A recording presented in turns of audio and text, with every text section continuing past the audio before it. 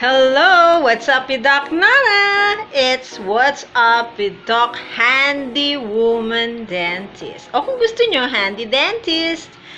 Anong gagawin natin ngayon? Magpapalit ako hindi pala ako magpapalit ng gripo. Kasi, tumutulo na naman yung gripo ko. So, first aid ang gagawin natin. Ngayon, tuturuan ko kayo kung paano mag-troubleshoot ng ganitong klaseng gripo. Okay, dito tayo sa isang lababo sa kusina.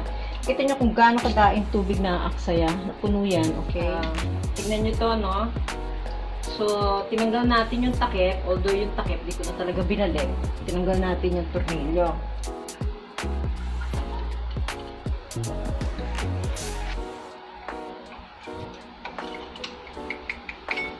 Okay, yung mekanismo dun sa loob.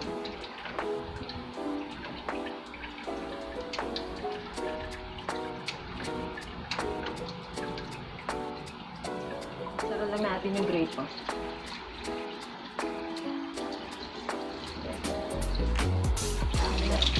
So ito guys, yung sinasabi ko sa inyo, kasi itong mekanismo na ito, ito yung nadudurog ito yung binibili natin. Ayan, nakuha ko na yung pinaka goma. Pagka binili nyo to, siguro ewan ko, depende sa nagbebenta. So yan, pinalutan ko.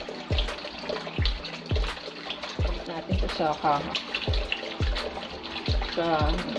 Check natin. Ito, nakikita nyo ba?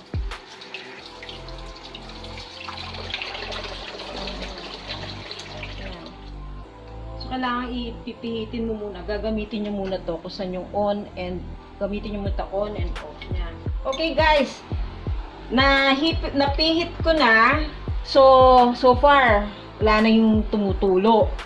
So ngayon, dito tayo nag-concentrate kasi pagka pinihit mo to, tatapon pa rin yung tubig. So far, kung napasok ko na siya, ibabalik natin yung casing.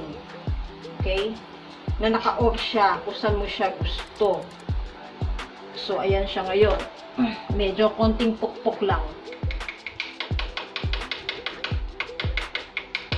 Balik natin yung So, ginagawa ko sa mga inipitan yung tornilyo kasi mahirap na yung...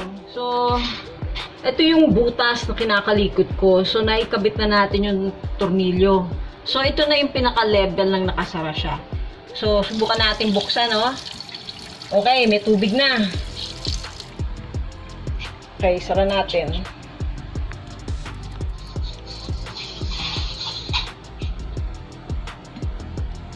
Okay.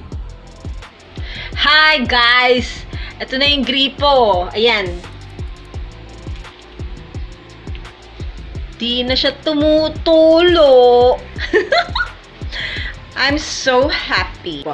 Once again, thank you for watching my video. This is your Handy Dentist at work.